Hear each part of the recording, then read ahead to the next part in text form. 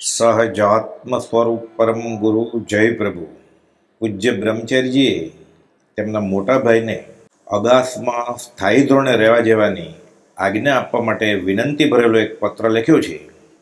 તે પત્રમાંથી તમે પૂછ્યું છે કે ગમે તે ધર્મના કહેવરાઓમાં કંઈ કલ્યાણ નથી, એનો અર્થ શું? આ પત્રમાં પૂજ્ય બ્રહ્મચર્યજી લખે છે કે ગમે તે ધર્મના કહેવરાઓમાં કંઈ કલ્યાણ નથી. ગામમાં મુખી ન હોય અને તેને લોક મુખી નામથી ઓળખે, એમાં એને અધિકાર કે પગાર કે કંઈ ફાયદો મળતો નથી. અથવા ગધેડાની પેટે સાકરની ગુણ ભરી હોય પણ તેના પેટમાં કંઈ આવતું નથી, તેમ ગમે તેવા ધર્મવાળા લોકો આપણને ગણે પણ આપણને તે ધર્મથી સારી જિંદગી, મોક્ષનો માર્ગ ન મળે ત્યાં સુધી લોકોના કહેવાથી આપણે ધર્માત્મા બની શકીએ નહીં. આ પત્રમાંથી આ લીટી નીચે તમે અંડરલાઈન કરી તેનો અર્થ પૂછ્યો છે. પૂજ્ય બ્રહ્મચારીજીને સ્વ પર કલ્યાણ અર્થે પૂજ્ય પ્રભુજીના શરણે આખું જીવન ગાળવું છે.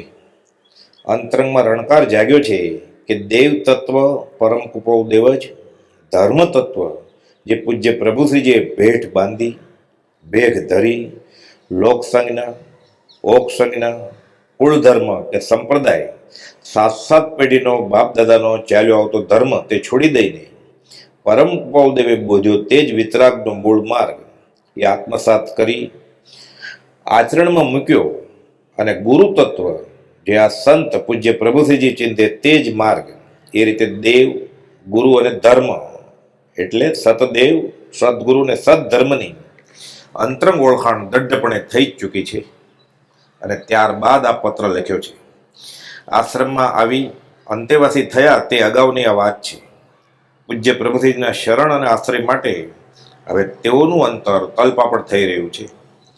સમ્યક શ્રદ્ધા આવી જ ગઈ છે. પછી જે થયું થશે તે તો સંકિત પછીની વાત. આગળ મોટાભાઈને સ્પષ્ટ તર્કબદ્ધ રીતે સમજાવે છે કે ધર્મ એ કંઈ લોકે માન્યો તેમ તેનું સ્વરૂપ નથી. લોકો તો ફલાણા આ ધર્મના અને ફલાણા આ ધર્મના એમ કહે, તેમાં જો આત્માર્થ ન હોય તો ધર્મી કહે તો કંઈ પારમાર્થિક લાભ હોતો નથી. કુળ સંપ્રદાયનો, બાપ દાદાનો પેઢી દર પેઢી ચાલ્યો આવતો ધર્મ દ્રઢપણે ટકાવી રાખીએ અને સમાજમાં પાંચમાં પૂછાય તેથી કંઈ ધર્મિષ્ઠ બની જવાતું નથી. વચનામૃત 729માં પરમ કૃપાળુએ કહ્યું છે કે લોક દ્રષ્ટિનું વિચક્ષણપણું, લોકમાન્ય ધર્મ શ્રદ્ધાવાનપણું તો પ્રત્યક્ષ ઝેરનું ગ્રહણ છે. વ્યવહારિક દાખલો આપતા પૂજ્ય બ્રહ્મચર્યજી આ પત્રમાં લખી જણાવે છે કે ગામમાં મુખી નથી, તેથી કોઈ વ્યવહારે આગળ પડતા એવા ડાયા ગણાતા એવા માણસને મુખી ગણે તો તે માણસને મુખી તરીકેનો પગાર, મુખી તરીકેનો અધિકાર કે એવો કોઈ બીજો રાજકીય લાભ મળે નહીં. મનમાં ને મનમાં લોકો તરફથી માન મળે છે, તેથી તે હરખાય. પાયની પેદાશ નહીં અને ઘડીની નવરાશ નહીં તે પ્રમાણે. ગધેડો સાકરની ગુણી ઉપાડે, ભાર ખેંચે, પણ ગધેડાને માત્ર બોજો જ ઉચકવાનો, પેટ ભરાતું નથી, સાકરનો સ્વાદ આવતો નથી. તેમ ધર્મી કહીને કેવડાવીને બોજો ઉચકીને ફરતો રહે તેને મૂળ ધર્મ કંઈ હાંસલ થાય નહીં.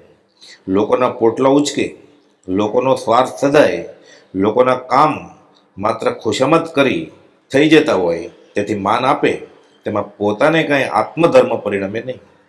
પોતે જે ક્રિયાથી મોક્ષ માર્ગી ન બને, જીવનમાં સદાચાર, નીતિ, પરિગ્રહ, પ્રમાણ, વિવેક ન આવે તો લોકો ધર્માત્મા ગણે તો ધર્માત્મા બની જવાતું નથી.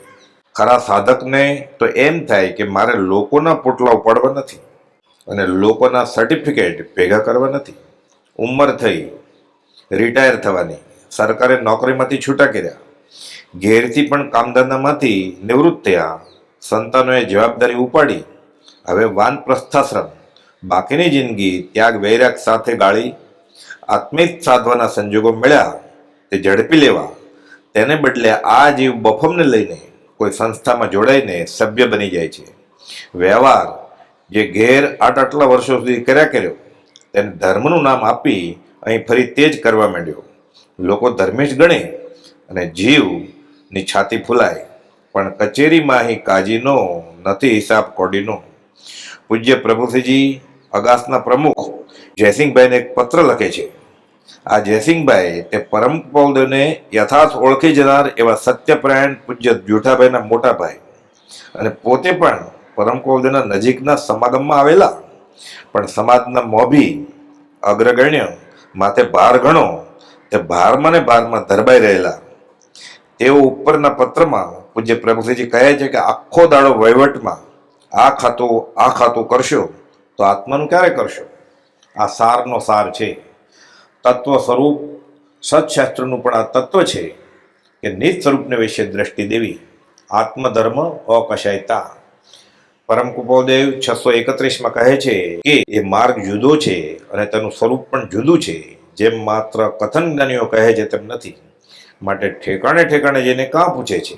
કેમ કે તે અપૂર્વ ભાવનો અર્થ ઠેકાણે ઠેકાણેથી પ્રાપ્ત થવા યોગ્ય નથી. તો ક્યાંથી મળશે? શ્રી સંતના કહેવાથી મારે પરમ કૃપાળુદેવની આજ્ઞા માન્ય છે.